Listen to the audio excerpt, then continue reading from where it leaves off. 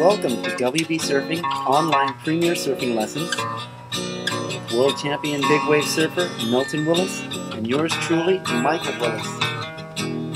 Enjoy your free WB Premier Online Surfing lesson starting now.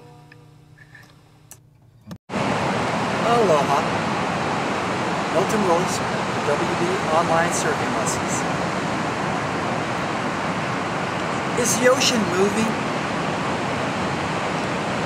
No. It's in the exact same place it's been for thousands of years. But waves are moving through the ocean. If you've done a proper beach observation, then by now you've located visually where are the rip currents. Wow, it really helps you to understand what is a rip current. The fact is, waves are moving through the ocean, and all over the world, the way it works, water comes in, water goes out, water comes in, water goes out, just like dominoes. Wherever the water's coming in, right next door, it's the water's going out.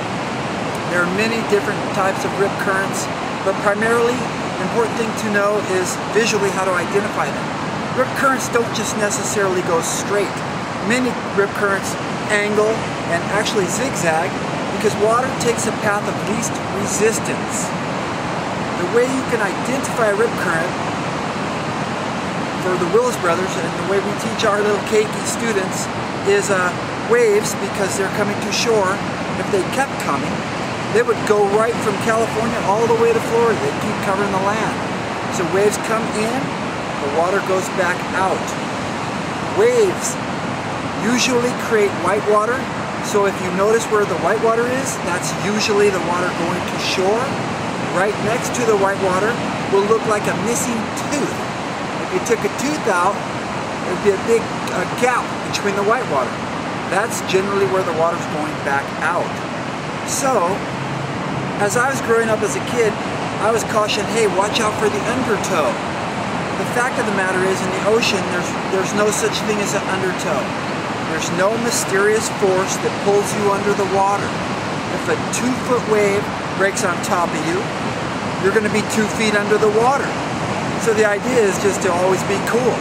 ABC's of surfing. Always be cool and relaxed. Everybody floats and comes up. The main thing is, if you want to come in, you look for white water. If you want to get out, which a rip current is a surfer's very best friend, because surfers were the original first environmentalists. Surfers like to conserve energy. It's because the ocean is the most powerful force on the planet Earth. It's not a good idea to go against it. Surfers know that. So we use the energy from the ocean to take us out or to take us in. The water going out is commonly referred to as a rip current. Some people mistakenly call it a rip tide. There are high tides and there are low tides. No such thing as a rip tide. There are rip currents. White water goes to the shore. When you don't see white water, that's water going back out to sea.